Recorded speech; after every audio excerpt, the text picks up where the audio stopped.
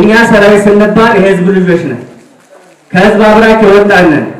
ይሄን ፕሮግራም አድርገን ተማሪዎችን በትምህርታቸው እንዲጠነክሩ፣ ወላጆችም ተማሪዎቻቸውን እየመከሩ ወደ ትምህርት ቤት እንዲልኩ፣ በመምህራንም ያለችውን ጊዜ ሳይሰስት ዕውቀቱን በትክክል ለተማሪዎች እንዳበረክቱ ማሳሰብና አደራ ለማለት ፈልገን ነው በዋነኝነት ማለት ነው። ይሄን ስናደርግ ጠንካራ ተማሪዎች አሉ። እነዚህ ጠንካራ ተማሪዎች ለሌሎቹ አርአያ ስለሚሆኑ የሽልማት ፕሮግራምም አለን። የወረዳ አመራሮችም የክፍለ ጦር አዛዦችም የሚሰጧቸው የሚያስተላልፏቸው መልእክት አለ። እያንዳንዷ የምትተላለፍ መልእክት በሙሉ እዚህ ያለ ተማሪና እዚህ ያለ ወላጅ መምህራን ስንቅ ነው የሚሆናቸው። እኛ የፖለቲካ ፓርቲ አይደለንም። እውቀት ያለው መምህር እንፈልጋለን። ይሄንን ለማበረታታትና ታይቱ እናመሰግናችኋለን በርቱልን ለማለት ነው። አጠቃላይ ሰፈራችሁ ምን እንደመሰለ ታውቃላችሁ። አሁን ደግሞ ሰፈራችሁ ምን ሆኗል የሚለውን የሚያውቅ ተማሪ ያለው ሁሉም እያንዳንዷ ቆሻሻና እያንዳንዷን አካባቢ ያጸዳ ነው። ደስተኛ ሆናችሁ ጽዱ ትምህርት ቤት እንድትማሩ። እናንተ ደስተኛ ስትሆኑ እናንተ የምትቀስሙት ትምህርት ሌላ ትውልድን እንዲማር በእውቀት የተገነዘበ የተረዳ እንዲፈጠር ነው።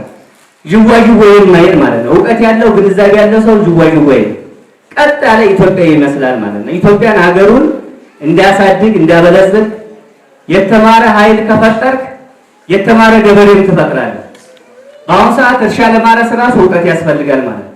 ስለዚህ እያንዳንዷን የምትሰጣቸውን ትምህርት ጠንክራችሁ እንድትማሩ በህይወቱን ገብሮ ሀገሩን ለሚያቆም ሰራዊት የሚሰጣችሁ መልእክት ነው።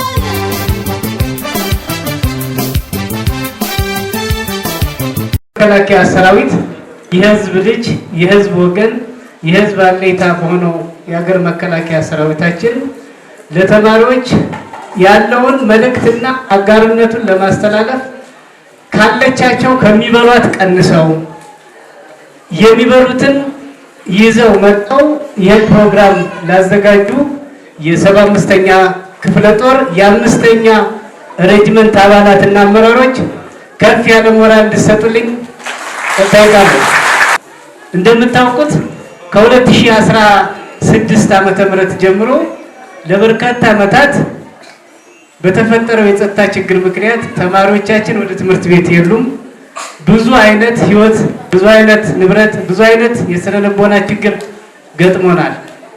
አሁን ባለንበት ሁኔታ ከነበረብን ችግር እየተላቀቅ በዚህ ችግር ውስጥ ሆነን እነዚህን ተማሪዎች አይተን እነዚህን ተማሪዎች አስተምረን እነዚህ ተማሪዎች ነገ ምን እንደሚደርሱ እና ምን እንደሚሆኑ አብረን የምናየው ቢሆንም በዚህ ችግር ውስጥ ሆናችሁ ትምህርታችሁን ዓላማችሁን ለማሳካት እየተማራችሁ ያላችሁ ዓላማችሁ ከግብ ለማድረስ እየሰራችሁ ያላችሁ መምህራን እየተጋችሁ ያላችሁ መምህራን በዚህ አጋጣሚ በወረዳውና በኔ ስም ታላቅ ክብር ስላለኝ ለራሳችሁ ሞራል እንድሰጡ ፈልጋለሁ።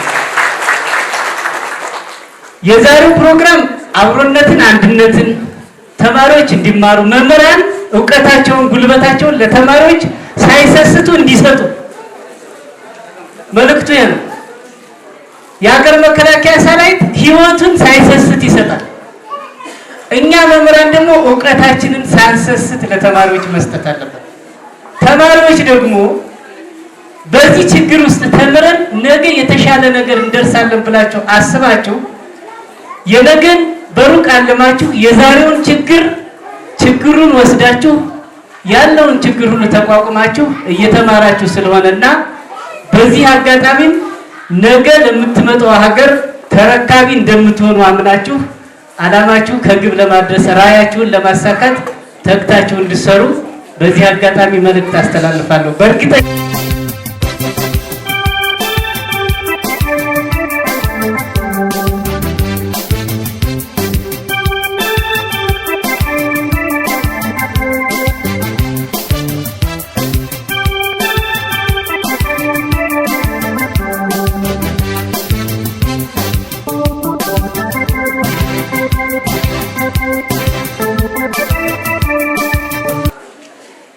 ተማሪ ከሌለ ምንም የለም።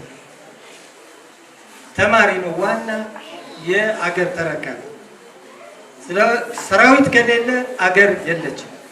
ብሔራዊ አቅሞች ከምንላቸው 5ቱ 6ቱ አንድ አገር አቅም አላት የሚባል ከሆነ በአሁን ሰዓት መከላከያ ራሱ ሰራዊት ራሱ ትልቅ ብሔራዊ አቅም ለአገር ምሰሶ ለአገር አለ ሰራዊት አገር የለችም ማለት ነው። ሁሉም አገሮች ያደጉ መጀመሪያ ሰራዊት የህዝብ ልጅ ስለሆነ በህዝብ ነው የሚቆጠር ይባል ነበር። አሁን ራሱን የቻለ ወታደራዊ ዶክትሪን፣ ሳይንስ፣ ጥበብ ያለው መስክ ጥናት ያለው ከማንም አገር እየተወዳደረ አገር የሚጠብቅ አገር የሚያስረክብ ስለሆነ ነው።